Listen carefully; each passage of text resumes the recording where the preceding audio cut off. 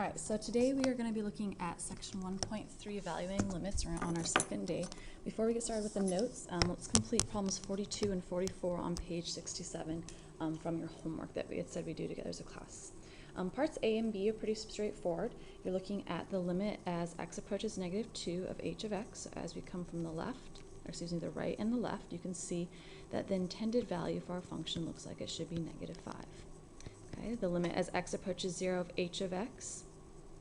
You can see as we come from the right and from the left, it looks like the intended height of our function here, even though it is a whole, is going to be -3. Sorry, I'm missing that. Okay. Now, if you want to write a simpler function, what you want to go back to is your original function and say, okay, how can I maybe factor and cancel a little bit? You can see that you could factor out an x, and as a result, that means that x's could get crossed out. That means there's a whole happening at x equals 0, which is exactly what your graph shows. So your simpler function, maybe we'll just name g of x, would equal x minus 3. It'd be the same function except at x equals 0.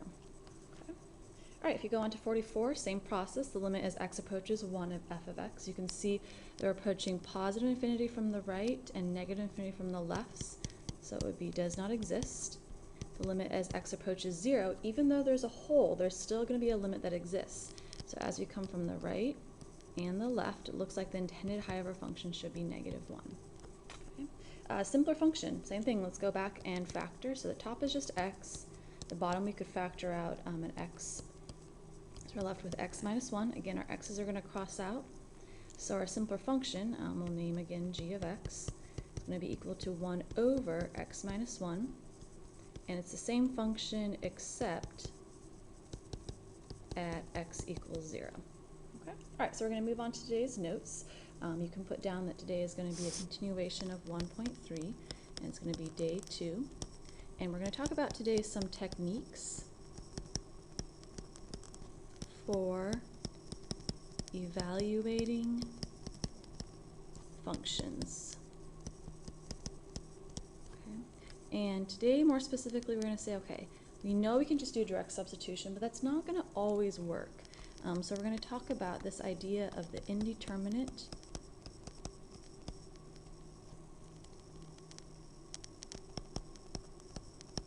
form. And remember, the indeterminate form was when we were getting 0 over 0 when we were plugging in our limits. So I'm going to give you some strategies.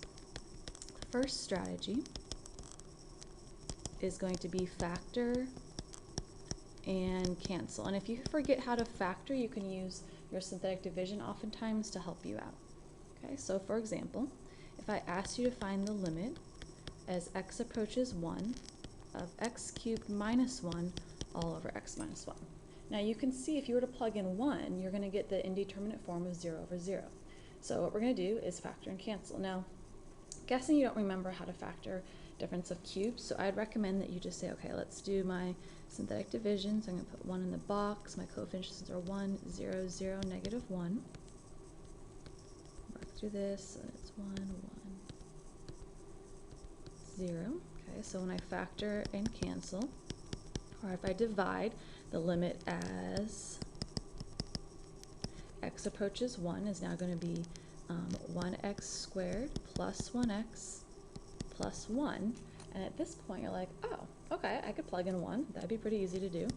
You're going to get 1 squared plus 1, which would just equal 3. So you're trying to change the form to still be equivalent, or equivalent except for maybe at that spot, but trying to figure out what's going to be the limit as we come from the left and right. So you can do your strategy of factoring and canceling.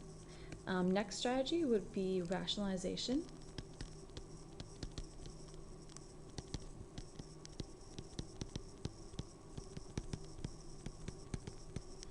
And this is going to be when you have a radical involved.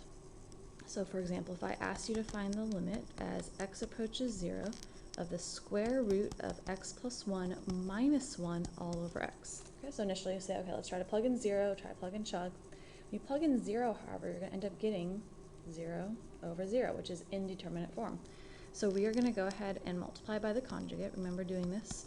Still is going to stay the same, but we're going to say it's going to be plus 1. And multiply the top and bottom by the same thing. So we're going to end up getting the limit as as x approaches 0, our numerators, when we multiply them, remember the square root of x plus 1 times the square root of x plus 1 is just going to be x plus 1. The outer and inner terms cancel, and the last terms end up being minus 1 all over x, square root of x plus 1 plus 1. Notice how the 1's would get crossed out, and then you'd have x over x, so the x's would also get crossed out.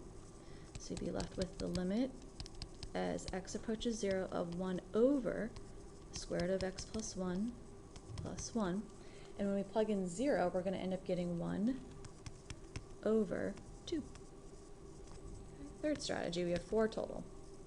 The next one's going to be simplifying complex fractions.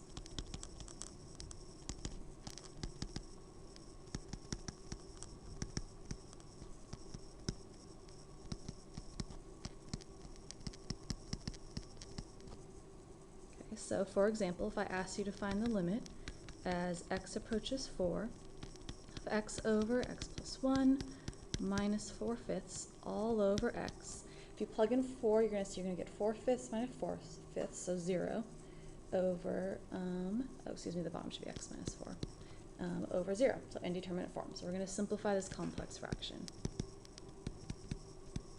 So we're going to multiply, let's see, by 5 for the top and bottom, for this first one. And then the next one we're going to multiply by x plus 1.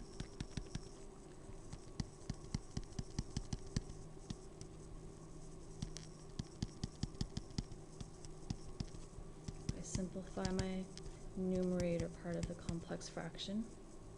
Is going to be 5x minus 4x minus 4 all over 5 times x plus 1.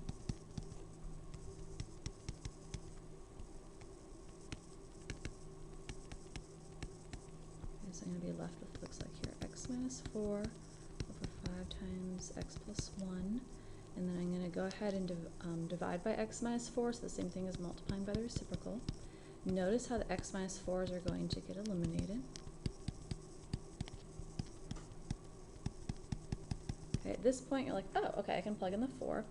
I'm not going to give me an indeterminate form, so we end up getting 1 over 25. Okay, the last strategy is transforming it into a known trig limit.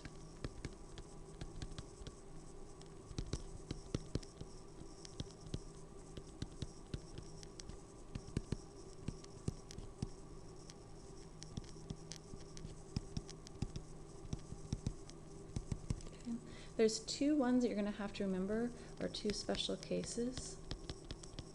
And you could look these up on a table and figure out they are, or if you just believe me, you can take it at the face value. They are the limit as x approaches 0 of sine x over x is going to equal 1, so that one's going to be really important to know.